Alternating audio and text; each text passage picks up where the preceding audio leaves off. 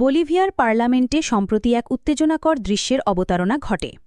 একটি গুরুত্বপূর্্ণ খনিজ সম্পদ লিথিয়াম নিয়ে একটি আন্তর্জাতিক চুক্তিকে কেন্দ্র করে দেশের রাজনৈতিক মঞ্চে দেখা দিয়েছে চরম দ্বন্দ্ব।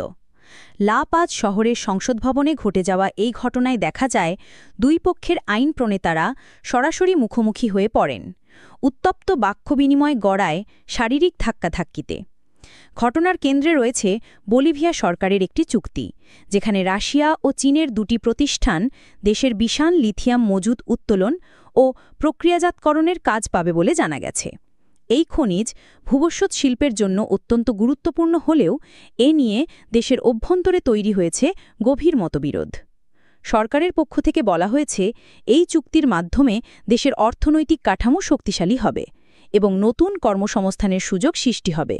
তবে বিরোধী পক্ষ বলছে, এই চুক্তি একতরফাভাবে সিদ্ধান্ত নেওয়া হয়েছে এবং এতে স্থানীয় জনগোষ্ঠীর স্বার্থ উপেক্ষিত হয়েছে। একই সঙ্গে তারা আশঙ্কা প্রকাশ করেছে যে প্রকৃতির ভারসাম্য নষ্ট হওয়ার সম্ভাবনা রয়েছে। ভিডিও ফুটেজে দেখা যায় পার্লামেন্ট সদস্যরা একে অপরের দিকে তেড়ে যাচ্ছেন, কণ্ঠ উঁচু করে কথা বলছেন এবং পরিস্থিতি নিয়ন্ত্রণের বাইরে চলে যাচ্ছে। এই ঘটনার সময় অনেকেই হতভাগ হয়ে তাকিয়েছিলেন। উল্লেখযোগ্য বিষয় হল, এটি সাম্প্রতিক সময়ে প্রথম নয়। মাত্র কয়েকদিন আগেও ঠিক একই ইস্যুতে সংসদে উত্তপ্ত পরিবেশ তৈরি হয়েছিল।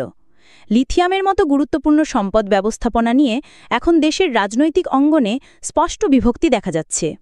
বিশ্বের অন্যতম বড় লিথিয়াম মজুতের অধিকারী বলিভিয়া বর্তমানে আন্তর্জাতিক অঙ্গনে ব্যাপক আলোচনার কেন্দ্রবিন্দুতে। তবে দেশের ভেতরে এই সম্পদের ব্যবহার ও বণ্টন নিয়ে সুষ্ঠু সমাধানে না পৌঁছালে ভবিষ্যতে আরও বড় ধরনের সংঘর্ষ বা বিশৃঙ্খলার আশঙ্কা থেকে যায়। প্রিয় দর্শক, এই ছিল আজকের বাংলা 24 চ্যানেলের সর্বশেষ নিউজ।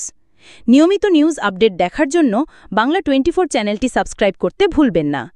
দেখা হচ্ছে খুব শীঘ্রই নতুন আরেকটি ভিডিওর সাথে থাকার জন্য ধন্যবাদ।